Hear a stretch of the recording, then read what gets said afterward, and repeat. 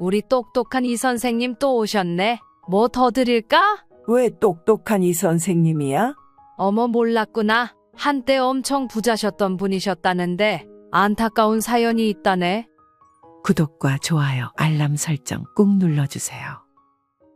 오늘도 영등포 무료급식소에서 항상 같은 옷을 입고 매일 떨어진 신문을 읽고 있는 83세 이고은 할머니가 서 있다오. 그녀는 영등포 쪽방촌에서도 한 평도 안 되는 작은 방에서 남노한 옷 두 벌에 그동안 쌓아놓은 신문지가 전부인 방에서 삽니다. 통장에는 이제 남은 건 2만 원뿐. 그녀에게 이런 삶이 있었을지 상상이나 했었을까요? 영등포 쪽방촌의 모두의 가정사를 알지는 못합니다. 하지만 그녀의 이야기는 영등포 쪽방촌에서 모르는 사람이 없고 글자를 모른다거나 궁금한 게 있으면 누구든지 그녀를 찾아갈 정도였지요. 모르는 게 없는 그녀가 왜 영등포 쪽방촌에 살게 되었는지 그 사연이 참 기가 막힙니다. 이 씨는 원래 유복한 가정에서 자라 25세 때 대학에서 남편 정경순을 만나 캠퍼스 공식 커플이었고 결혼에 골인했죠. 아이가 잘생기지 않아 시험관 수술 끝에 34살에 아주 든든한 아들을 낳았습니다. 그렇게 십수년의 세월 동안 변함없이 남편과 아들과 도란도란 행복하게 살고 열심히 저축하여 남은 여생을 남편과 오붓하게 보내는 것이 그녀의 꿈이었습니다. 그렇게 59세가 될 때까지 그녀는 남편 정 씨와 아들 정성태와 함께 단란하고 행복한 삶을 살아왔습니다. 이 씨가 사는 곳은 제일 좋은 아파트라는 강남 노른자 아파트에 살고 있었고 이 씨는 서울의 명문대를 나와 공직에 재직을 하며 순 엘리트 코스를 밟아온 삶을 살고 있었습니다. 나무랄 데가 없는 그녀의 삶이었죠. 정 씨와 이 씨가 그래도 가장 행복했던 순간은 아들이 세상에 태어나 준 것과 본인들이 26살에 캠퍼스 커플이 되어 결혼에 꼴이 난 것이었어요. 아들은 아버지 어머니의 영향을 받아 부모와 같은 대학의 동문으로 당당히 합격하고 증권회사를 다니다가 본격적으로 본인의 사업을 시작하기까지 우여곡절이 많았지만 물심양면 도와주시는 부모님과 예쁘고 현명한 아내의 내조 덕에 순탄대로를 걷는 듯 보였죠. 바쁘다는 핑계로 자주 찾아오진 않지만 본인의 고민들은 다 부모님께 전화해서 털어놓을 만큼 아주 가까운 부모 자식 사이였답니다. 아들의 사업은 승승장구했고 직원도 아내로 둘 만큼 둘은 악착같이 돈을 벌어왔지요. 얼마나 기특했을지 부모님들이라면 다 공감할 정도였어요. 한편 남편 정 씨는 교육부 공무원에서 정년퇴직을 하고 나서는 이 씨를 많이 도와주려 했어요. 정 씨는 서툰 솜씨였지만 본인이 요리를 하겠다면서 아무 맛이 안 나는 된장찌개를 끓여오는가 하면 헹구지 않은 거품이 넘치는 빨래에 청소기 속에 아내가 아끼는 진주 귀걸이를 쏙 빨아들이는 것까지 아주 귀여운 행동의 정 씨와 이 씨 부부는 시간 가는 줄 모르고 행복함의 연속이었습니다. 하지만 그 행복이 오래가질 못했습니다. 반백년을 함께하자던 정 씨가 횡단보도를 건너는 중 졸음 운전차에 그만 세상을 떠나버린 것이었습니다. 고작 이 씨의 나이가 60세 때 말이죠. 그녀는 평생 이 집을 지키기로 마음을 먹었습니다. 정 씨와 나의 소중한 추억들이 가득한 이 집에서 나의 남은 여생을 함께할 거라고.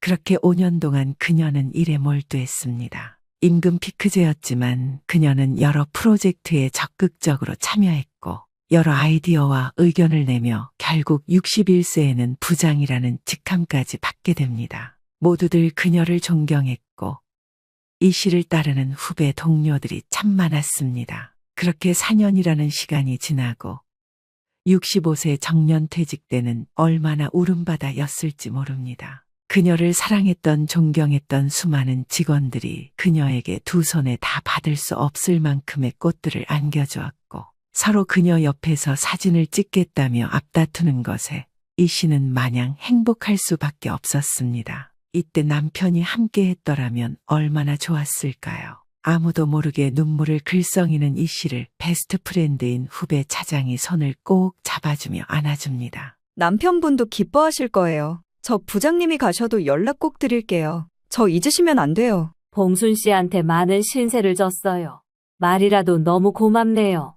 하며 서로 와락 안기는 순간 모두들 그녀 둘에게 따뜻한 박수를 보냈습니다. 집으로 돌아온 그녀는 한숨을 크게 한 번 내쉽니다. 이제 매일 아침 6시에 전쟁같이 출근을 안 해도 되고 이제 오롯한 그녀의 남은 여생을 즐길 것만이 남아 있었죠. 많은 남편의 유품들은 버렸지만 방 한쪽에는 그녀가 남편이 첫 직장에 입사하게 된 날 사준 정장이 오롯하게 지켜주고 있었죠. 아주 낡았지만 그동안 얼마나 소중하게 입었는지 예쁘게 바랜 남색 정장이었습니다. 사후 연금 상속으로 60%를 받게 된 정 씨의 마지막 배려. 그동안 둘이 아둥바둥 5개나 모아둔 연금 통장 그리고 부모님께 받게 된 소중한 건물 3채까지 그녀는 정말 필요하거나 나에게 선물을 주고 싶을 때 쓰겠다며 금고까지 장만했고 본인은 필요 없다 했었는데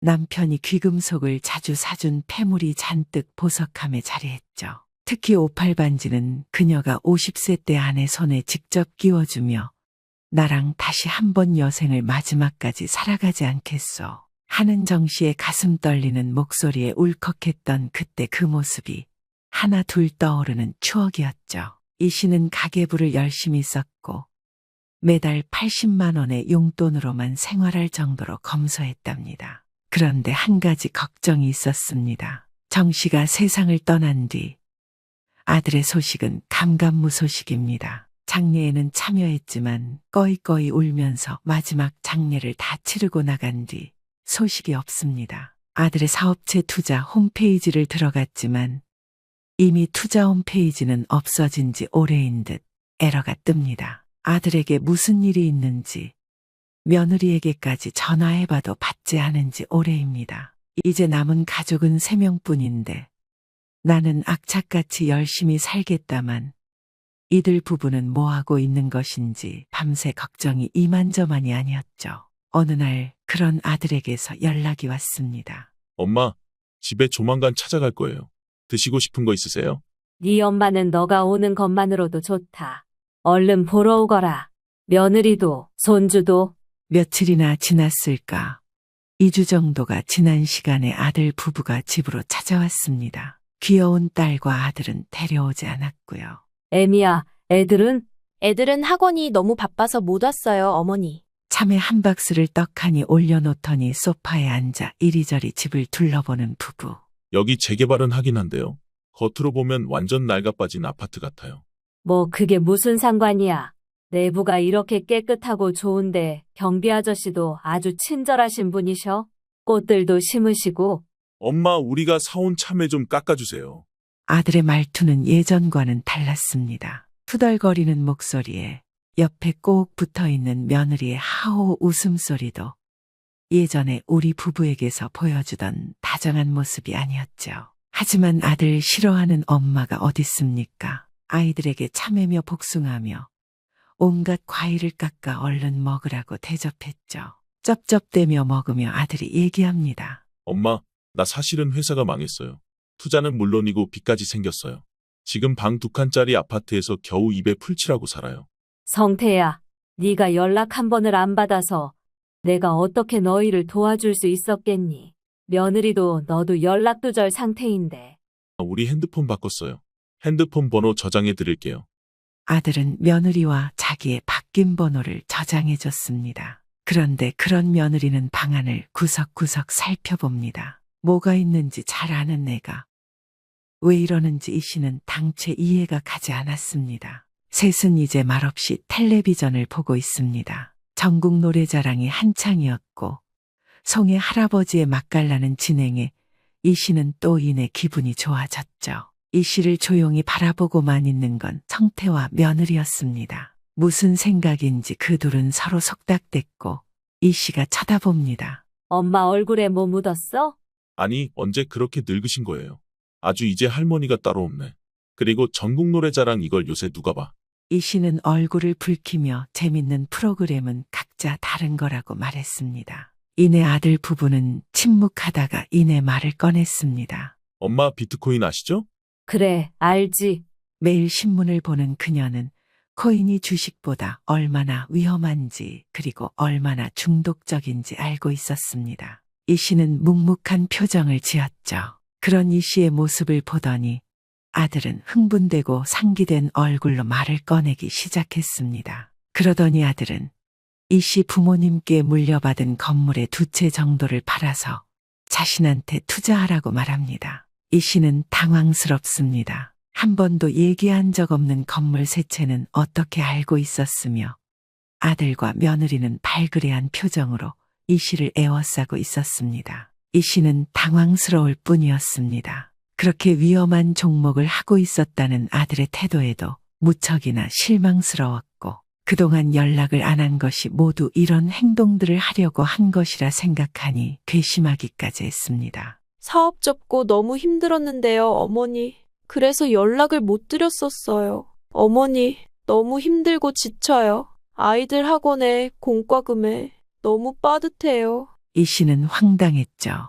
결혼한다는 부부를 위해 3개의 방이 있는 근처 아파트를 떡하니 사줬었습니다. 근데 지금은 더 작고 낡은 아파트로 이사했다니 얼마나 많은 투자를 말아먹은 건지 짐작할 수도 없었습니다. 그저 머리가 너무 아팠습니다. 오자마자 이런 얘기들을 듣자니 머리가 너무 아팠습니다. 잠깐 얘기를 끊기 위해 이 씨는 냉장고로 가서 보리차 한 잔을 들이켰습니다. 마루에는 무릎 꿇고 앉아있는 부부의 모습이 꼴보기가 싫었습니다. 왜 진작에 얘기를 하지 않은 것일까? 힘들면 언제든지 달려가서 도와줄 수 있었을 텐데 이들이 내가 아는 내 귀한 아들과 며느리가 맞는지 구분조차도 안 되었습니다. 분명 내가 아는 아들의 얼굴과 며느리의 얼굴인데 둘 다 꼬리를 감춘 여우들 같았습니다. 그녀는 보리차를 든 손을 벌벌 떨며 한참을 고민하다 식탁에 앉습니다. 그걸 놓칠세라 아들 부부도 서둘러 엄마 곁인 식탁에 앉습니다.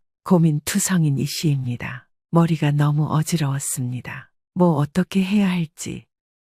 이들의 가머니설에 내가 당하고 있는 건 아닌가. 내가 지금 아들을 만나고 있는 건지 사기꾼을 만나고 있는 건지 도저히 분간할 수가 없었습니다. 그리고 이내 차분히 대답합니다. 성태야, 미안하지만 나는 그 건물을 부모님의 유산으로 물려받았고 아주 소중한 건물들이란다.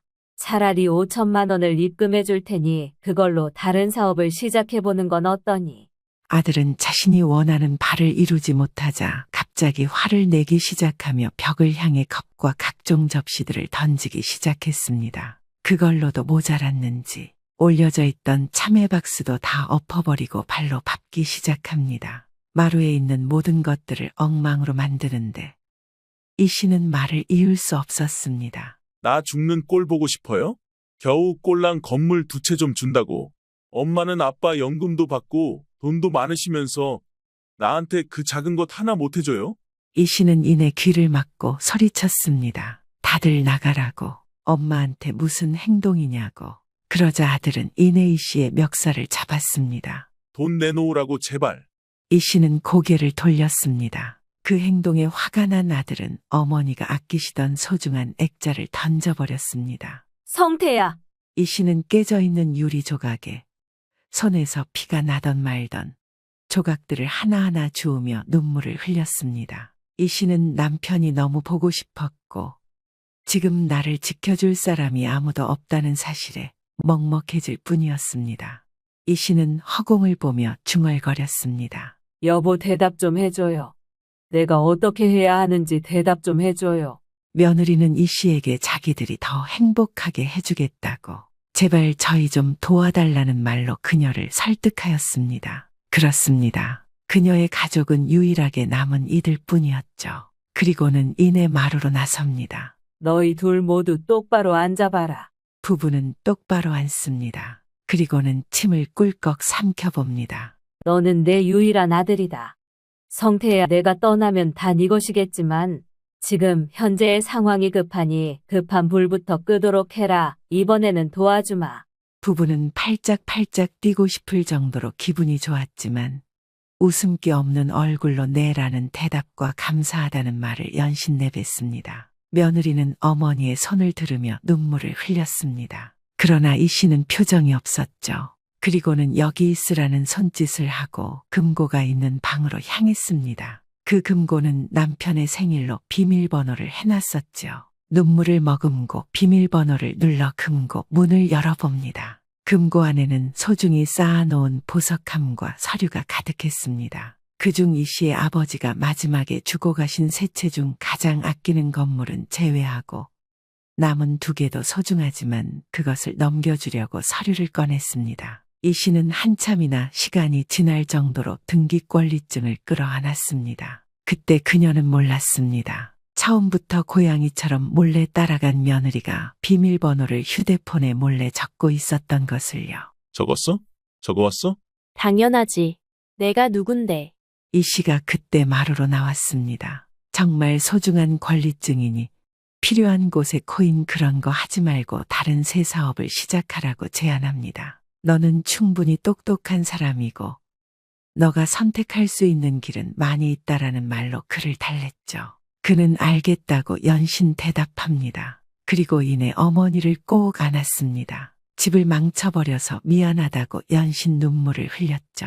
이내 다 같이 집을 치우기 시작했습니다. 모두들의 얼굴에 미소가 번졌죠. 특히 부부는 어두운 미소가 더욱 번진 듯이 보였지만 이를 눈치채지 못한 이 씨는 기분이 한결 개운하다는 생각뿐이었습니다. 아들과 며느리의 횡포가 떠나고 난 집은 여전히 엉망이었고 그녀는 많은 생각에 잠깁니다. 개운하게 청소를 한 것 같은데 여전히 지저분합니다. 마치 전쟁을 한 번 치른 군인처럼 그녀는 소파에 털썩 주저앉았습니다. 그들이 돌아간 뒤 남편에게 말을 건넵니다. 여보, 내가 잘한 행동이 맞겠죠? 내가 잘하고 있는 거죠? 저들이 내 노후를 책임져 줄 아이들인데 잘한 거라고 말해줘요. 하고는 소파 쿠션에 얼굴 파묻고 엉엉 울기 시작합니다. 마치 아이처럼 꺼이꺼이 웁니다. 그렇지만 그녀는 강한 여성이었습니다. 더욱 열심히 살아내리라 다짐합니다. 다음 날 그녀는 항상 해온 루틴을 밟습니다. 아침 신문과 가벼운 토스트를 먹고 장을 보고 서점에 가고 온화한 삶을 밟아갑니다. 이렇게만 살아간다면 나는 더 이상 잃을 게 없다는 생각이 들었죠. 옛 회사 동료 여직원 차장도 가끔 평소 둘이 맛있게 먹던 치킨을 들고 찾아와 자고 갈 때도 있었죠.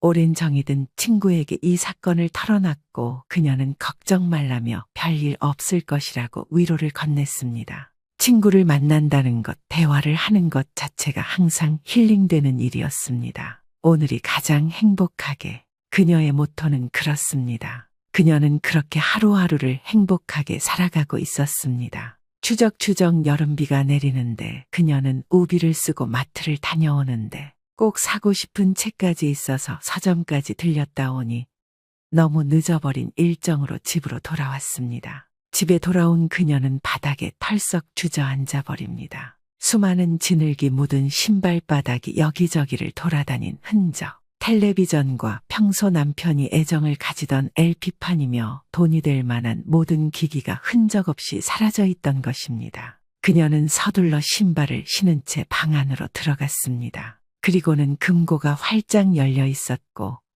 남편의 양복은 갈기갈기 찢어져 있었죠. 옷이며 죄다 비싼 것들은 흔적조차 없습니다. 빈털터리가 된 기분이었죠. 이 씨는 한참을 정신을 놓고 있다가 이내 정신이 들고 아들에게 급하게 전화를 했고 경찰에 신고를 해달라고 하였습니다. 망연자실한 채로 방을 치우고 이불 한 장 없는 채로 악몽인 오늘이 거짓말이기를 바라며 그녀는 방바닥에서 잠이 들었습니다. 며칠 뒤 아들 부부와 부동산 중개인이 왔습니다. 이상한 일이었습니다. 아, 엄마 잘 지냈어요? 이 집으로 이사 오려고 하는데 엄마랑 같이 살 수는 없을 것 같네요. 알아서 집 구해봐요. 저는 도와줄 돈은 없어요. 아들 부부였던 겁니다. 이 모든 게 그들이 꾸민 계략이었던 것입니다. 그녀의 상속연금도 아들 쪽으로 이미 돌려졌습니다. 치매에 걸리지 않은 이 씨의 치매 병력 위조서까지 준비하여 그녀를 철저히 고립시켰습니다. 아들 부부가 그렇게 부동산 중개인에게 세입자가 이 집에 언제 이사 올지를 문의하고 집을 떠날 때 맨발로 아들 부부를 쫓아갔지만 그들은 이미 엘리베이터를 타고 내려간 뒤였습니다. 이 씨는 제발 받아라 하면서 아들에게 전화를 걸었습니다. 지금 거신 전화는 없는 번호입니다. 라는 음성 메시지가 들립니다. 며느리에게도 전화를 걸었지만 마찬가지였습니다. 자신이 떠나는 날 모든 것이 아들 본인의 것이 될 것을 뻔히 알면서 이 씨의 안위보다 자신들의 현재 즐길 삶만을 생각하고 이런 악행을 벌인 것입니다. 눈물이 메마를 때까지 눈물이 흘러내리는 것을 멈출 수 없었습니다. 문자가 띠링 울립니다. 공과금을 내라는 문자였습니다. 22만 7천 원. 그녀는 자신이 가방에 항상 들고 다니던 통장 내역을 확인하러 비를 맞은 채로 은행으로 향했습니다. 잔고는 30만 원. 이 모든 것을 내고 나면 남는 돈은 7만 3천 원. 이 남은 돈으로 어떻게 생활해야 할까요?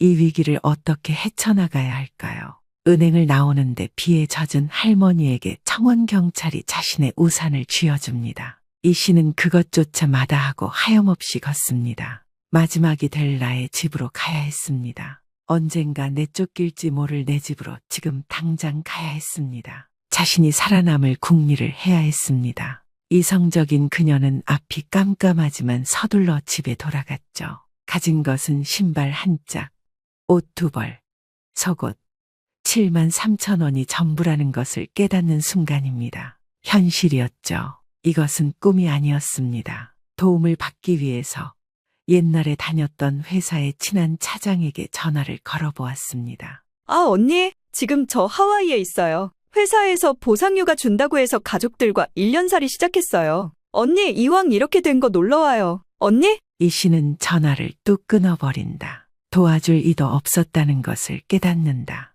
그녀가 아는 이는 차장뿐이었습니다. 그렇게 많은 인간관계를 둔 것도 아니었고 친척들과도 멀어진 지 오래였죠. 그녀는 자신의 철저히 혼자가 된 것을 직시해야 했습니다. 문득 회사에서 벽화 봉사활동을 갔던 영등포 쪽방촌이 생각납니다. 5만 원이면 한 평남짓에서 살 수 있다는 것도 그들에게 들었던 것 같습니다. 그녀는 보자기에 그 작짐을 챙겨 그곳으로 향합니다. 이 씨는 그녀의 삶을 받아들여야 했습니다. 어쨌든 살아가자 다짐하며 살던 아파트를 떠납니다. 그녀의 삶은 어둠 속에서 희망을 찾으러 떠납니다. 오롯이 혼자. 어머니, 솔직히 말씀드릴게요. 저희가 요즘 경제적으로 많이 힘들어요. 사업이 잘 안 풀리고 대출도 많이 받았어요. 어머니도 아시잖아요. 요즘 세상에 돈 없이는 살기 힘들다는 거. 저희 애들 학비도 만만치 않아요. 어머님, 정말 힘들어요. 형님만 그런 게 아니라 저희도 사정이 좋지 않아요. 저도 최근에 회사 사정이 안 좋아져서 많이 어렵습니다. 어머님, 저희가 잘못 생각하는 걸까요? 가족끼리 도와가며 살아야 하는 거 아닌가요? 그건 너희들이 알아서 해결할 일이지. 나는 너희에게 의지하지 않고 살았고 너희들도 마찬가지야. 그러니 이 문제로 다시 이야기하는 일은 없었으면 좋겠어. 어머니, 너무 고집 부리시는 거 아닙니까? 고집이 아니지. 나는 내 뜻을 지키고 싶을 뿐이야. 그리고 이 문제에 대해 더 이상 이야기하고 싶지 않다. 너희들도 더는 이 이야기를 꺼내지 말거라. 산은 언제나 조용했습니다. 계절이 몇 번이고 바뀌었지만 이곳의 적막함은 변함이 없었습니다. 겨울이 지나고 봄이 와도 68세 정순 씨의 삶은 그대로였습니다. 새벽 공기가 서늘하게 피부를 스쳤고 해가 떠오르기 전에 어둠이 그녀의 작은 집을 감싸고 있었습니다. 정순 씨는 이른 새벽에 눈을 떴습니다. 습관처럼 나무로 된 문을 열고 마당으로 나섰습니다. 차가운 새벽 공기가 얼굴을 감싸며 정신을 맑게 했습니다. 작은 밭에는 밤사이 이슬이 내려앉아 있었고 닭장은 조용했습니다. 아직 해가 완전히 뜨지 않았으니 닭들도 잠에서 깨지 않았을 것입니다. 그녀는 마당 한편에 놓인 작은 나무 의자에 앉아 천천히 하늘을 바라보았습니다. 별이 조금씩 사라지고 하늘이 옅은 푸른색으로 변해가는 순간이었습니다. 정순 씨는 이 시간이 가장 좋았습니다. 누구에게도 방해받지 않고 온전히 혼자가 될 수 있는 시간이었습니다. 이곳에서의 생활은 단순했습니다. 아침에는 밭에 물을 주고 점심에는 마을 이장님이 가져다주는 신문을 읽으며 시간을 보냈습니다. 가끔은 계곡으로 내려가 빨래를 했습니다. 저녁이면 작은 TV 앞에 앉아 드라마를 보다가 졸음이 쏟아지면 그대로 잠이 들었습니다. 누군가는 이런 생활을 외롭다고 했을 것입니다. 하지만 정순 씨는 외롭지 않았습니다. 적어도 그녀 자신은 그렇게 생각하려 했습니다. 그녀는 손을 뻗어 마당 한편에 놓인 작은 화분을 쓸어내렸습니다. 이 화분은 남편이 생전에 사다 주었던 것이었습니다. 남편이 떠난 지도 벌써 10년이 다 되어갔습니다.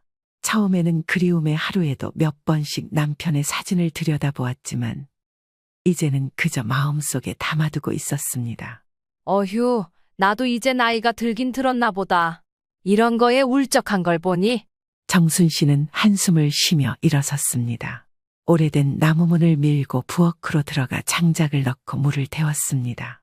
주전자에서 김이 모락모락 올라왔고 그녀는 익숙한 손길로 찻잔에 따랐습니다. 그때였습니다. 마당 한편에서 인기척이 들렸습니다. 정순 씨는 찻잔을 내려놓고 문을 열었습니다. 혹시나 마을 이장이 일찍 온 것일까 싶었지만 문 앞에 서 있는 사람은 뜻밖의 인물이었습니다. 철민이냐? 정순 씨의 목소리는 약간 떨려 있었습니다. 어머니, 오랜만이에요. 철민 씨는 멋쩍은 듯 웃으며 문 앞에 서 있었습니다. 뒤에는 그의 아내 경희 씨가 서 있었습니다. 어머님, 잘 지내셨죠? 너무 오랜만이에요. 정순 씨는 두 사람을 바라보았습니다. 그녀의 눈빛에는 반가움보다는 의아함이 담겨 있었습니다. 그래, 무슨 일로 여길 왔니? 철민 씨가 어색하게 웃으며 대답했습니다. 어머니를 뵌 지 너무 오래돼서요. 요즘 어떻게 지내시나 궁금하기도 했고요. 맞아요. 어머님 생각이 많이 났어요. 그래서 철민 씨랑 이렇게 시간을 내서 왔어요. 정순 씨는 두 사람을 차례로 바라보았습니다. 자식들이 바쁘다는 이유로 찾아오지 않은 지 몇 년이 되었는데 갑자기 이렇게 찾아오다니 이상했습니다. 전화로 안부나 물으면 그만인 것을 일단 들어와서 앉아라. 차라도 한 잔 내어주리? 그녀는 문을 열어주며 말했습니다. 철민 씨와 경희 씨는 마당을 가로질러 방 안으로 들어갔습니다. 정순 씨는 조용히 차를 내왔습니다. 찻잔을 내려놓으며 다시 한번 아들을 바라보았습니다. 근데 너희가 갑자기 오니까 좀 놀랐구나. 무슨 일이라도 있니? 철민 씨는 머뭇거렸습니다. 경희 씨가 먼저 나섰습니다. 아니에요, 어머님. 정말 오랜만에 찾아뵙고 싶어서 왔어요. 어머님 건강도 여쭤보고 싶고요. 그래, 그럼 차나 한 잔 마시고 쉬다가 가라. 정순 씨는 차를 한 모금 마셨습니다. 하지만 여전히 속에서는 의심이 가시지 않았습니다. 그때 또다시 문 밖에서 인기척이 들렸습니다. 정순 씨가 문을 열자 이번에는 둘째 아들 진우 씨와 그의 아내 수진 씨가 서 있었습니다. 어머니, 안녕하세요. 어머님, 정말 오랜만이에요. 정순 씨는 놀란 얼굴로 두 사람을 바라보았습니다. 진우 너까지 여긴 무슨 일이야? 지금 오는 걸 보니 너희 둘이 같이 온 것도 아니었구나. 형님이 갑자기 어머니를 찾아뵌다고 해서요. 그래서 저희도 걱정돼서 왔습니다. 그래, 일단 들어와라. 방 안은 갑자기 북적였습니다. 정순 씨는 어색한 기분을 감추지 못한 채 자식들을 번갈아 바라보았습니다. 이들은 정말 단순히 어머니가 걱정돼서 찾아온 것일까? 그렇게 믿고 싶었지만 정순 씨의 가슴 한구석에서는 알 수 없는 불안감이 차오르고 있었습니다.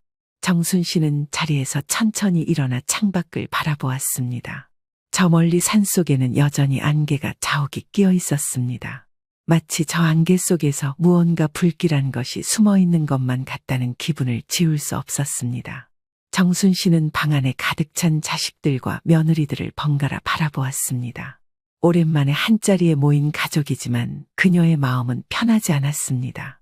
그저 단순히 자신을 걱정해서 찾아왔다면 기쁠 텐데 어딘가 석연치 않은 기운이 감돌고 있었습니다. 그래, 다들 오랜만이구나. 정순 씨가 차분히 말하자 철민 씨가 어색하게 웃으며 고개를 끄덕였습니다. 네, 어머니. 너무 오래 찾아뵙지 못했죠. 바쁘다는 핑계로 신경 못 써서 죄송해요. 뭐 다들 사느라 바쁘지 않겠니? 이해한다. 어머님, 그래도 앞으로는 자주 오려고요. 어머님께서 이렇게 혼자 계시는 게 마음에 걸려서요. 경희 씨는 살갑게 웃었지만 정순 씨는 그 미소가 어딘가 부자연스럽다는 느낌이 들었습니다. 며느리는 늘 깍듯했지만 이렇게까지 다정한 적은 없었습니다. 진우가 조용히 입을 열었습니다. 형님이 어머니를 찾아뵌다고 하길래 저희도 걱정돼서 왔습니다. 건강은 괜찮으세요? 그래, 아직은 혼자 지낼 만하다. 어머님, 아무리 그래도 연세가 있으신데 너무 무리하시는 건 아닌가 걱정돼요. 저희랑 함께 사시면 어떨까 싶기도 하고요. 수진이 조심스럽게 말을 던졌습니다. 하지만 정순 씨는 그 말을 듣자마자 속에서 알 수 없는 답답함이 올라왔습니다. 내가 혼자 사는 게 힘들어 보이니? 어머니, 그런 뜻이 아니고요. 저희가 너무 신경을 못 써드렸다는 생각이 들어서 그래요. 그래도 이제는 자주 오고 어머니 곁에서 챙겨드리고 싶습니다. 철민 씨의 말은 그럴듯했지만 정순 씨의 마음에는 쉽게 와닿지 않았습니다. 오랫동안 찾아오지 않던 자식들이 갑자기 이렇게 관심을 보인다는 것이 이상했습니다. 그래, 그러면 다들 밥은 먹고 왔느냐? 아니요, 어머님. 혹시 가능하시면 어머님 손맛이 그리운데 한 끼 같이 할 수 있을까요? 경희 씨는 일부러 밝게 말했지만 정순 씨는 그 말에서 미묘한 불편함을 느꼈습니다. 밥이야, 차릴 수 있지만 이렇게 갑자기 찾아오면 준비가 부족하지 않겠니? 괜찮아요, 어머니. 그냥 간단한 것만 있으면 돼요. 오랜만에 가족끼리 밥 한 끼 먹고 싶어서요. 진우가 덧붙이자 정순 씨는 잠시 망설이다가 부엌으로 향했습니다. 그녀는 천천히 찬장을 열어 밥상을 차리기 시작했습니다. 쌀을 씻고 국을 끓이고 반찬을 데웠습니다. 조용한 부엌의 가스 불이 켜지는 소리와 냄비가 끓는 소리만이 가득했습니다. 그동안 방 안에서는 자식들끼리 낮은 목소리로 이야기를 나누고 있었습니다. 형수가 너무 티내는 거 아니야? 티 내긴 뭘. 그냥 어머님께 잘 보이려고 하는 거지. 그러다 어머님 눈치채시면 어떡해. 아직까진 조심스럽게 가야 해요. 괜히 들켜서 경계하게 만들면 안 돼요. 이들의 속삭임은 점점 낮아졌고 다시 방 안에는 어색한 침묵이 흘렀습니다. 잠시 후 정순 씨가 밥상을 차려 방으로 돌아왔습니다. 따뜻한 밥과 국 그리고 몇 가지 반찬이 놓인 소박한 식사였습니다. 자, 다들 먹어라. 어머니, 정말 감사합니다. 잘 먹겠습니다. 자식들은 서둘러 밥을 뜨기 시작했습니다. 마치 오랜만에 어머니가 차려준 밥을 그리워했던 것처럼 보였지만 정순 씨는 어쩐지 불편한 기분이 들었습니다. 그녀는 천천히 밥을 뜨며 자식들의 모습을 지켜보았습니다. 이들이 갑자기 찾아온 이유가 정말 단순한 효심 때문일까? 밥을 먹는 동안에도 자식들은 계속해서 정순에게 말을 걸었습니다. 어머님, 그런데 요즘 어디 불편하신 곳은 없으세요? 괜찮다. 병원 갈 일도 없고 별다른 문제도 없다. 그래도 건강검진 같은 건 정기적으로 받으셔야 해요. 서울로 올라오시면 제가 병원도 알아봐 드릴게요. 맞아요, 어머님. 큰 병은 아니어도 작은 병이 쌓이면 나중에 힘들어질 수 있어요. 정순 씨는 그들의 걱정스러운 말투를 들으면서도 어딘가 불안한 감정을 지울 수 없었습니다. 어머니, 사실 이번에 저희가 고민하고 있는 게 있어요. 철민 씨가 천천히 말을 꺼냈습니다. 무슨 고민이냐? 어머니가 혼자 사시는 게 계속 마음에 걸려서요. 아무래도 연세도 있으시고 산속에 계시면 불편한 점도 많을 테고요. 그래서 어머니를 모시고 살면 어떨까 하는 생각이 들었습니다. 맞아요, 어머님.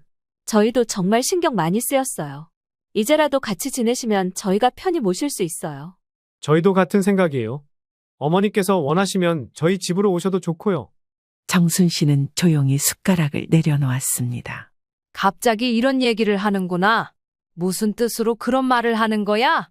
이제는 저희도 나이가 들었고 어머니 혼자 계신 게 계속 마음에 걸려서요. 그동안 신경 못 써드린 게 죄송하기도 하고요. 정순 씨는 천천히 자식들을 바라보았습니다. 난 지금 이곳이 편하다. 갑자기 서울로 가면 더 불편할 것 같구나. 지금까지 잘 살아왔는데 왜 갑자기 유난이야? 자식들의 얼굴에 미묘한 실망이 스쳐 지나갔습니다. 어머님, 그래도 한번 생각은 해보세요. 여기서 지내시는 것보단 편하실 거예요. 내 생각은 변함없다. 자식들은 서로 눈빛을 주고받았습니다. 정순 씨는 그들의 시선을 놓치지 않았습니다. 그녀는 여전히 자식들이 갑자기 찾아온 이유를 알 수 없었지만 뭔가 꺼림칙한 기분이 들었습니다. 이들이 단순히 걱정돼서 온 것이라면 왜 이렇게 끈질기게 설득하려는 걸까? 그녀는 조용히 한숨을 쉬었습니다. 저녁이 깊어가고 있었습니다. 정순 씨는 새벽녘에 잠에서 깼습니다. 깊은 밤의 정적 속에서 어디선가 들려오는 작은 소리가 그녀의 귀를 스쳤습니다. 그녀는 조용히 일어나 방문을 열었습니다. 마당 너머에서 누군가 인기척을 내고 있었습니다. 누구냐? 조용한 목소리가 어둠 속을 가로질렀습니다. 그러자 인기척이 멈추더니 누군가 천천히 걸어 나왔습니다. 어머니, 저예요. 정순 씨는 눈을 가늘게 떴습니다. 문 앞에는 철민 씨가 서 있었습니다. 어둠 속에서 그의 실루엣이 희미하게 보였습니다. 이 밤에 무슨 일이냐? 그냥 잠이 안 와서요. 어머니도 깨어 계셨네요. 철민 씨는 조심스레 다가왔습니다. 잠이 안 온다면서 왜 밖에 나와 있었느냐? 그냥 생각 좀 하느라요. 그는 애써 미소를 지으며 어색한 듯 머리를 극적였습니다. 하지만 정순 씨는 그의 행동이 수상쩍게 느껴졌습니다. 무슨 생각을 그리 깊이 하느냐? 철민 씨는 잠시 머뭇거렸습니다. 그러더니 조용히 입을 열었습니다. 어머니, 제가 우연히 들은 게 있는데 사실인가요? 무슨 말이냐? 성남에 건물이 있다고 하던데요. 그 순간 정순 씨의 심장이 철렁 내려앉았습니다. 그녀는 차분한 표정을 유지하려 했지만 순간적으로 굳어진 얼굴을 감출 수 없었습니다. 그걸 어디서 들었느냐? 어머니, 그게 중요한 게 아니라 정말인가요? 철민 씨의 눈빛이 날카로워졌습니다. 정순 씨는 한숨을 쉬었습니다. 그래, 있다. 하지만 그게 왜 궁금하냐? 어머니, 왜 그동안 말씀 안 하셨어요? 저희가 알았으면 어머니를 더 잘 모실 수도 있었을 텐데. 그건 네 아버지의 뜻이었지. 자식들에게 말하지 말라고 하셨어. 철민 씨의 얼굴이 굳어졌습니다. 하지만 어머니, 이제는 상황이 다르잖아요.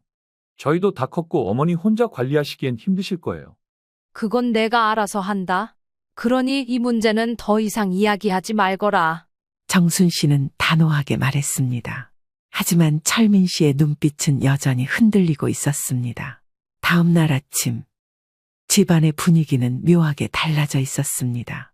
아침 식사 자리에서 경희 씨가 조심스럽게 입을 열었습니다. 어머님, 어제 철민 씨한테 들었어요. 뭘 말이냐? 성남에 건물이 있으시다고요. 저는 정말 놀랐어요. 어머님이 그런 걸 가지고 계실 줄은 몰랐어요. 정순 씨는 아무 말 없이 그녀를 바라보았습니다. 어머니, 왜 우리한테는 한 번도 말씀 안 하셨어요? 진우 씨도 덩달아 말했습니다. 말할 필요가 없었으니까. 어머님, 그래도 가족인데요. 그런 중요한 걸 우리도 알고 있어야 하지 않겠어요? 수진 씨가 조용하지만 단호한 목소리로 말했습니다. 정순 씨는 깊은 한숨을 쉬었습니다. 사실 정순 씨는 어젯밤부터 예감하고 있었습니다. 철민 씨가 알게 된 이상 며느리들에게까지 이야기가 퍼지는 것은 시간 문제라는 것을.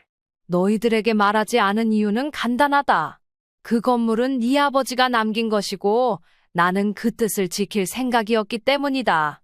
어머니, 이제라도 생각을 바꾸시면 안 될까요? 어머니 혼자 계시는 것보다 우리랑 같이 계시는 게 훨씬 나을 거예요.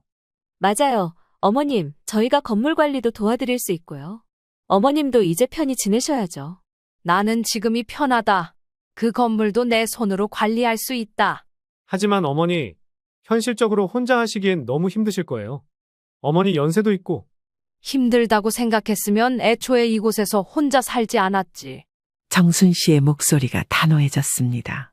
방 안의 공기가 무겁게 가라앉았습니다. 그러자 철민 씨가 다시 입을 열었습니다. 어머니, 솔직히 말씀드릴게요. 저희가 요즘 경제적으로 많이 힘들어요. 사업이 잘 안 풀리고 대출도 많이 받았어요. 어머니도 아시잖아요. 요즘 세상에 돈 없이는 살기 힘들다는 거. 저희 애들 학비도 만만치 않아요. 어머님, 정말 힘들어요. 형님만 그런 게 아니라 저희도 사정이 좋지 않아요. 저도 최근에 회사 사정이 안 좋아져서 많이 어렵습니다. 어머님, 저희가 잘못 생각하는 걸까요? 가족끼리 도와가며 살아야 하는 거 아닌가요? 정순 씨는 천천히 고개를 저었습니다. 그건 너희들이 알아서 해결할 일이지. 나는 너희에게 의지하지 않고 살았고 너희들도 마찬가지다. 그러니 이 문제로 다시 이야기하는 일은 없었으면 좋겠다. 자식들의 표정이 굳어졌습니다. 어머니, 그렇게까지 단호하게 나오실 필요는 없잖아요. 저희가 뭘 그렇게 잘못했나요?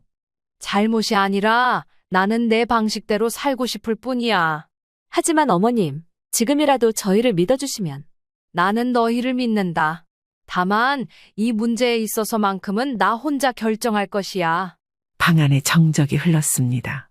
철민 씨와 진우 씨는 아무 말 없이 서로를 바라보았습니다. 그들의 얼굴에는 당혹감과 불만이 서려 있었습니다. 정순 씨는 더 이상 말을 하지 않았습니다. 그녀는 이제 본격적으로 무언가가 변할 것을 직감하고 있었습니다. 그리고 그것이 결코 좋은 방향이 아닐 것이라는 것도 말이죠. 다음 날 아침, 정순 씨는 마당에 앉아 볕을 쬐고 있었습니다. 어제 있었던 일들이 머릿속을 떠나지 않았습니다. 자식들은 끝까지 그녀를 설득하려 했고 그녀는 단호하게 거절했습니다. 그렇게 대화를 끝냈지만 그들의 표정에는 실망과 불만이 서려 있었습니다. 이제 더 이상 이 문제를 꺼내지 않을 거라고 믿고 싶었지만 마음 한편에서는 그렇지 않을 것 같다는 불안감이 스멀스멀 올라왔습니다. 그녀는 차가운 공기를 깊게 들이마셨습니다. 산속의 겨울 공기는 여전히 맑고 상쾌했지만 그 상쾌함이 그녀의 머릿속 복잡한 생각까지 정리해 주지는 못했습니다. 그때 부엌 쪽에서 인기척이 들렸습니다. 누구냐? 저예요, 어머니. 철민 씨의 목소리였습니다. 정순 씨는 고개를 돌렸습니다. 그는 어딘가 단단히 마음을 먹은 듯한 표정이었습니다. 무슨 일이냐? 어머니, 저랑 잠깐 얘기 좀 하시죠. 어제 충분히 얘기하지 않았느냐? 아직 다 하지 못한 말이 있어요. 철민 씨는 천천히 걸어와 그녀의 맞은편에 앉았습니다. 어머니, 저희가 어머니를 설득하려는 게 부담스러우신 건 압니다. 하지만 이건 단순히 저희 사정만의 문제가 아닙니다. 그래서 무슨 말이 하고 싶으냐? 어머니께서 가지고 계신 건물, 그게 지금 상황에서 그냥 두고만 볼 문제가 아니라는 겁니다. 세금도 나올 테고 관리도 필요할 거고 무엇보다 어머니 혼자서 감당하시기엔 너무 크잖아요. 그건 내가 감당할 일이다. 아니요, 어머니, 저희가 도와드리겠다는 겁니다. 저희도 가족 아닙니까? 그러니 가족이라면 서로의 일은 스스로 해결해야 하지. 나는 지금까지 너희에게 기대지 않고 살아왔다. 철민 씨의 표정이 미묘하게 변했습니다. 어머니, 너무 고집 부리시는 거 아닙니까? 고집이 아니다. 나는 내 뜻을 지키고 싶을 뿐이야. 저희가 뭘 그렇게 잘못했습니까? 가족끼리 도울 수도 있는 거고 어머니께서 힘들어하시는 걸 저희가 나서서 해결하겠다는데. 난 힘들지 않아. 그 순간 방문이 열리며 경희 씨가 들어왔습니다. 어머님, 저희가 무리한 부탁을 드리는 것처럼 들리실 수도 있지만 사실 저희가 걱정돼서 그러는 거예요. 걱정이라니? 이렇게 산속에서 혼자 지내시는 게 너무 위험할 수도 있잖아요. 혹시라도 넘어지시거나 다치시면 어쩌려고요? 그럴 일 없다. 어머님, 저희가 무슨 뜻인지 아시잖아요. 어머니, 저희도 힘듭니다. 철민 씨가 단도직입적으로 말했습니다. 사업도 어렵고 생활도 팍팍하고 애들 키우기도 버겁습니다.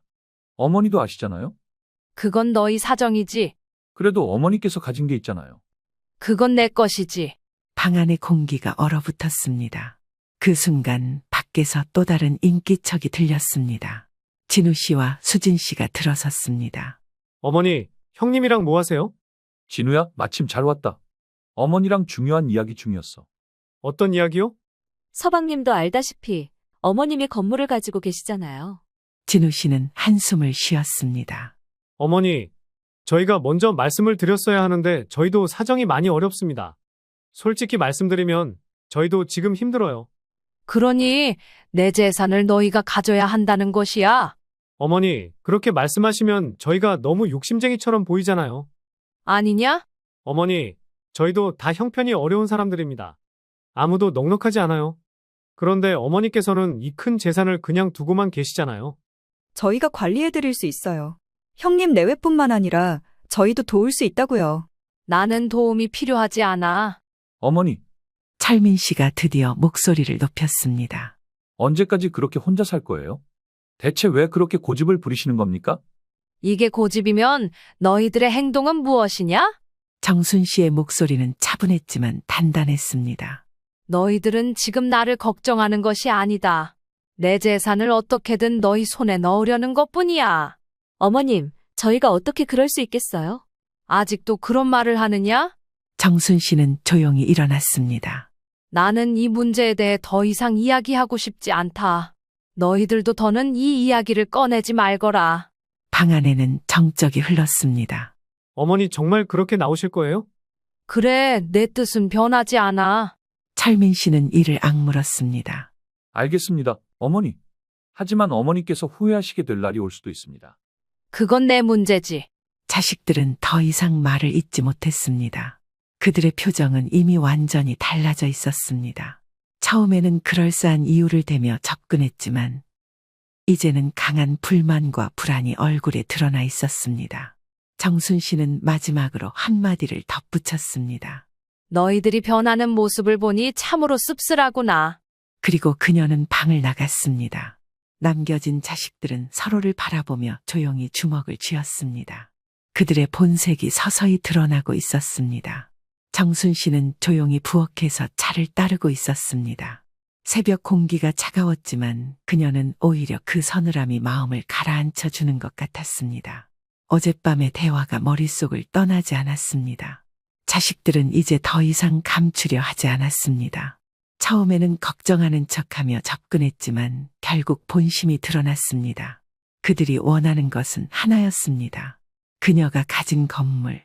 차를 한 모금 마신 정순 씨는 고개를 저었습니다. 이대로 가면 더 심각한 일이 벌어질 것 같았습니다. 그때 방문을 두드리는 소리가 들렸습니다. 누구냐? 어머니, 저예요. 철민이에요. 정순 씨는 조용히 문을 열었습니다. 철민 씨가 혼자 서 있었습니다. 무슨 일이냐? 어제는 너무 감정이 격해져서 죄송했어요. 어머니랑 차분하게 이야기하고 싶어서요. 그럴 거면 들어와라. 철민 씨는 고개를 끄덕이며 방 안으로 들어왔습니다. 어머니, 저희가 어머니께 너무 많은 걸 요구한 거 아닐까 싶기도 합니다. 그렇다고 생각하는구나. 하지만 어머니도 아셔야 합니다. 현실적으로 그 건물을 그냥 두고만 있을 수는 없어요. 너는 아직도 그 이야기구나. 어머니, 냉정하게 생각해 보세요. 어머니께서는 연세도 있으시고 앞으로 점점 더 관리가 어려워질 겁니다. 결국 누군가가 나서야 할 텐데 저희가 도와드리겠다는 게 그렇게 나쁜 일인가요? 나는 도와달라고 한 적 없어. 하지만 어머니 혼자서는 해결하기 힘든 문제잖아요. 그렇다면 팔면 된다. 뭐라고요? 철민 씨의 얼굴이 굳어졌습니다. 내가 관리하기 힘들다면 차라리 팔아서 정리하는 게 낫지 않겠느냐? 어머니, 그건 너무 극단적이잖아요. 극단적인 건 너희야. 나는 가만히 있는데 너희가 자꾸 흔들고 있지 않느냐? 철민 씨는 입술을 깨물었습니다. 어머니, 제 말은 그게 아니고. 그때 문이 벌컥 열리며 경희 씨가 들어왔습니다. 여보, 아직 얘기 중이야? 어머니랑 그냥 이야기 좀 하고 있었어. 어머님, 저도 할 말이 있어서 왔어요. 정순 씨는 조용히 그녀를 바라보았습니다. 무슨 할 말이 있느냐? 어머님, 어머님께서는 지금 저희가 무리한 요구를 한다고 생각하실지도 모르겠어요. 하지만 저희 입장도 이해해 주셨으면 좋겠어요. 너희 입장은 뭔데? 저희도 어머님을 위해 최선을 다하고 있어요. 그런데 어머님께서 모든 걸 혼자 결정하시려고 하시니까 저희가 속상한 거예요. 그러면 내가 너희에게 의논을 해야 하냐? 가족이잖아요. 그러니 가족이라면 서로의 인생은 각자가 책임져야 하지 않겠느냐? 어머님, 그때 또 다른 인기척이 들렸습니다. 이번에도 진우 씨와 수진 씨가 들어왔습니다. 어머니, 형님이랑 얘기 중이세요? 그렇지. 저희도 들어도 될까요? 이미 들어오지 않았냐? 수진이 조심스럽게 입을 열었습니다. 어머님, 형님 댁뿐만 아니라 저희도 어렵습니다. 어머님께서 도움을 주실 수 있다면 저희도 조금은 숨을 돌릴 수 있을 것 같아요. 정순 씨는 천천히 눈을 감았다가 떴습니다. 너희들은 가족이라는 이름을 참 쉽게도 이용하는구나. 어머니, 너무 그렇게 말씀하지 마세요. 저희도 정말 힘든 상황이에요. 힘들면 각자 해결하면 될 일이지. 어머니, 그러니까 저희가 해결하겠다는 거잖아요. 대신 관리해드리고 어머니께서 더 편하게 지내실 수 있도록. 내가 편하게 지내는 게 너희가 내 재산을 가져가는 것이냐? 순간 방 안이 조용해졌습니다. 철민 씨와 진우 씨는 서로를 바라보았습니다. 그리고 그 순간 모든 것이 분명해졌습니다. 이제 알겠어. 너희는 처음부터 내 걱정을 한 것이 아니었구나. 어머님, 오해예요. 오해가 아니라 이제야 제대로 보인다. 너희들은 내 재산이 필요했던 거야. 그게 다였던 거지? 어머니, 저희가 그렇게밖에 보이지 않으세요? 그렇게밖에 보이는 게 아니라 너희가 그렇게 행동하고 있어. 어머니, 이 문제는 이제 끝이야. 다시는 이 이야기를 하지 마라. 하지만 그 순간 철민 씨가 다시 입을 열었습니다. 어머니, 그렇게 말씀하시면 저희도 가만히 있을 수 없습니다. 가만히 있을 수 없다? 어머니가 저희를 믿지 못하신다면 저희도 다른 방법을 찾아야겠죠. 정순 씨는 그 말을 듣고 천천히 자리에서 일어났습니다. 그게 무슨 뜻이냐? 어머니께서 저희를 가족으로 여기지 않으신다면 저희도 더 이상 참을 이유가 없다는 겁니다. 형, 잠깐만. 너무 심하게 말하는 거 아니야? 아니야, 우리도 더 이상 물러설 수 없어. 너희가 대체 무슨 생각을 하는지 모르겠지만 더 이상 내 앞에서 그런 말 하지 마라. 어머님, 저희도 이제 선택을 해야 할 것 같아요. 맞아요. 어머님, 저희가 무작정 이렇게 있을 순 없잖아요. 정순 씨는 한숨을 내쉬었습니다. 그래, 너희가 무슨 수를 쓰든 나는 내 뜻을 꺾지 않을 것이야. 그리고 그녀는 천천히 방을 나갔습니다. 자식들은 아무 말 없이 서로를 바라보았습니다. 마침내 그들의 참모습이 완전히 드러나고 말았습니다. 얼마 뒤 정순 씨는 깊은 한숨을 내쉬며 손에 든 서류를 내려다보았습니다. 철민 씨가 내민 그 문서에는 관리 위임이라는 제목이 적혀 있었지만 실상은 달랐습니다.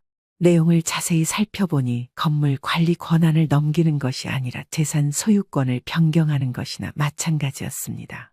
이게 네가 말하는 가족의 모습이냐? 방 안에 무거운 정적이 흘렀습니다. 철민 씨는 차마 눈을 마주치지 못하고 고개를 돌렸습니다. 형, 이건 좀 아니잖아. 진우가 난처한 표정으로 서류를 들여다보았습니다. 조용히 해. 어머니, 솔직히 말씀드리겠습니다. 이게 최선입니다. 어머니께서 힘들게 관리하시는 것보다 저희가 맡아서 하는 게 맞잖아요. 이건 맡아주는 것이 아니라 빼앗는 것이지. 어머니, 철민 씨의 목소리가 한층 높아졌습니다. 여보, 너무 흥분하지 말고 어머님도 결국은 우리를 위해 결정해 주실 거야. 경희 씨가 다정한 척하며 말을 건넸지만 그녀의 목소리에는 조급함이 묻어 있었습니다. 어머님, 저희도 잘 살겠다고 하는 거잖아요. 이건 저희만을 위한 게 아니에요. 가족을 위한 결정이에요. 가족? 정순 씨는 피식 웃었습니다. 너희는 지금 내 재산이 가족을 위한 거라고 말하지만 결국은 너희 자신을 위한 것이겠지. 그렇게까지 말씀하실 필요는 없잖아요. 어머니, 저희가 남이 아니잖아요. 저희는 자식이고 어머니는 부모님이잖아요. 그러니 부모의 재산을 빼앗아야 하겠다는 것이냐? 형, 이제 그만해. 어머니가 원하지 않으시면 안 하는 게 맞아. 진우, 넌 조용히 해. 넌 아무것도 안 해도 되겠지. 하지만 난 다르다고. 내 가족을 책임져야 해. 맞아요, 진우 씨. 형님 생각이 틀린 게 아니에요. 그래요. 어머님이 혼자 가지고 계셔서 무슨 의미가 있겠어요? 결국 우리 몫이 될 건데 그냥 지금 정리하는 게 낫죠. 정순 씨는 천천히 고개를 저었습니다. 이제야 솔직해지는구나. 어머니, 내가 가진 것을 너희에게 넘길 생각이 처음부터 없었다는 걸 너희도 잘 알았을 것이야. 그럼에도 불구하고 끝까지 이렇게 나오는구나. 어머님, 저희는 나쁜 애도로 그러는 게 아니에요. 그래? 그럼 내 서명을 받으려고 이렇게까지 몰아세우는 건 무엇 때문이냐? 정순 씨는 손에 들고 있던 서류를 천천히 찢어버렸습니다. 방 안의 모든 시선이 그녀의 손끝을 향했습니다.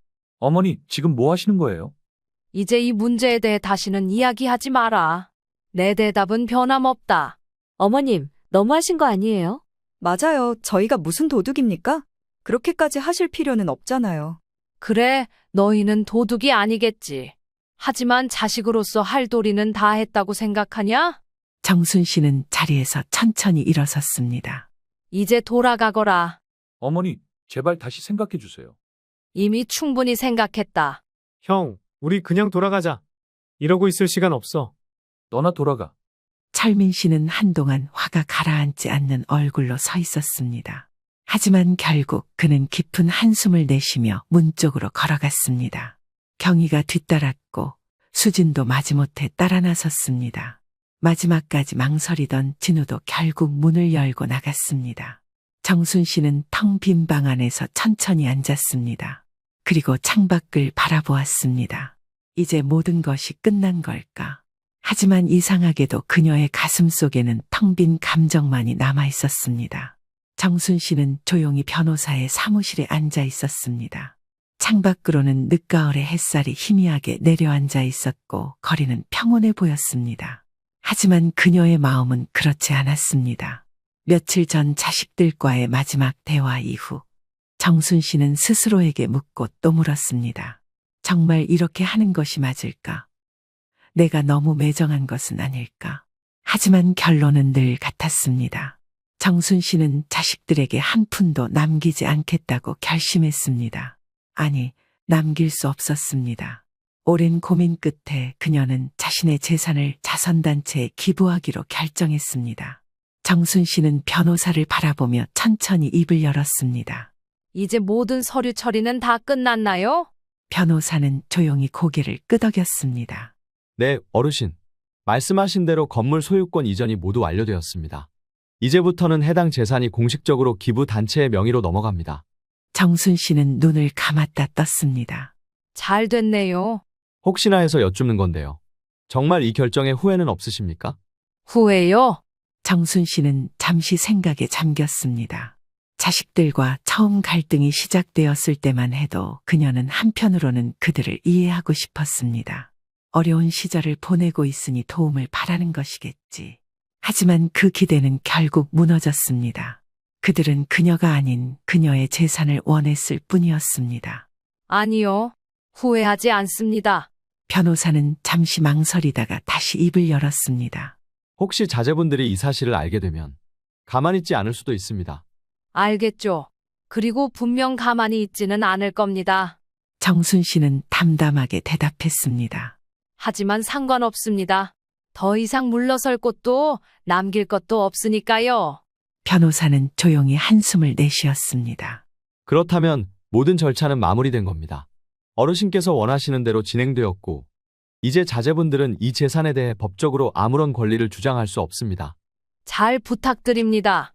정순 씨는 조용히 자리에서 일어났습니다. 이제 정말 끝이었습니다. 그녀가 집에 도착했을 때는 이미 해가 뉘엿뉘엿 지고 있었습니다.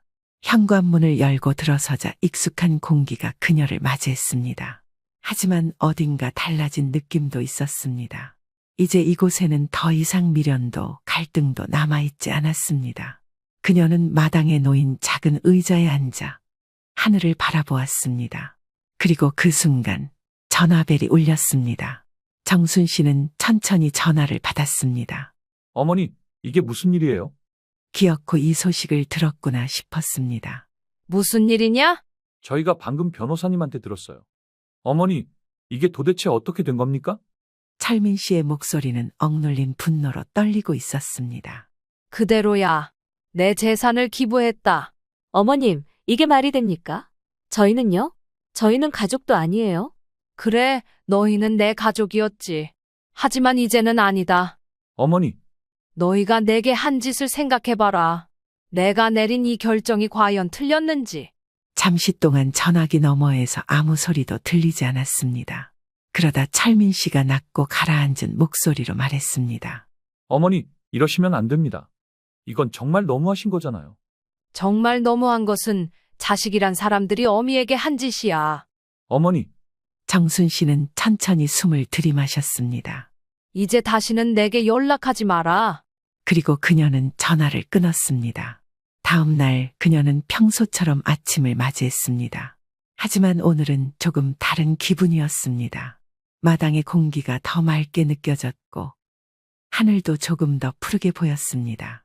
그녀는 천천히 마당을 쓸며 조용히 중얼거렸습니다.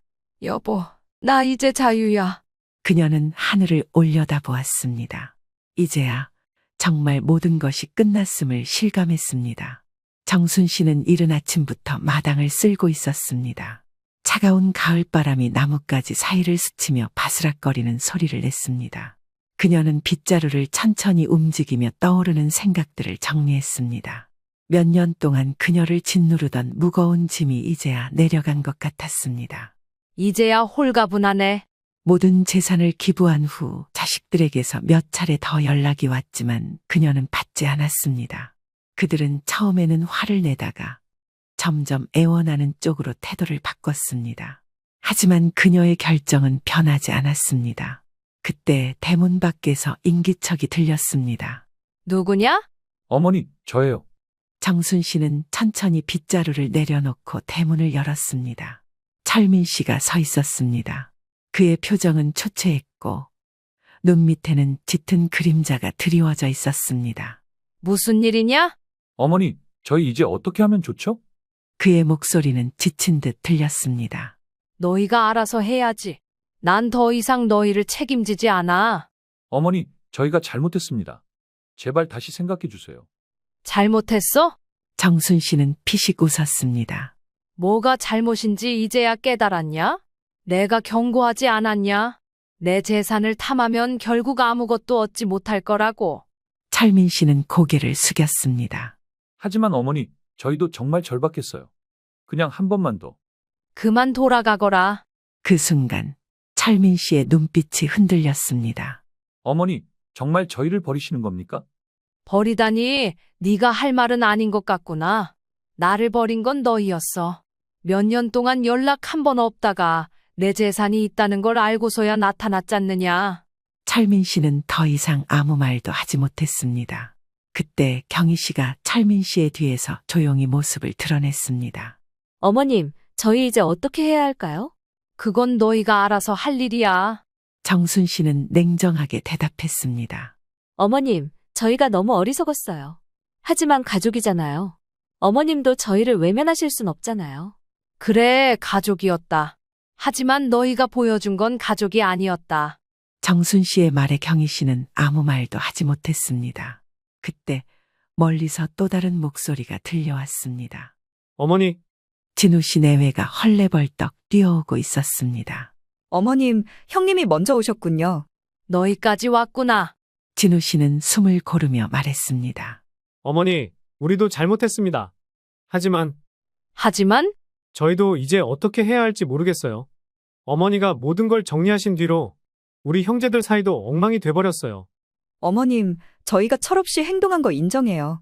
하지만 어머님이 저희를 이렇게까지 손절하실 줄은 몰랐어요. 손절한 게 아니야.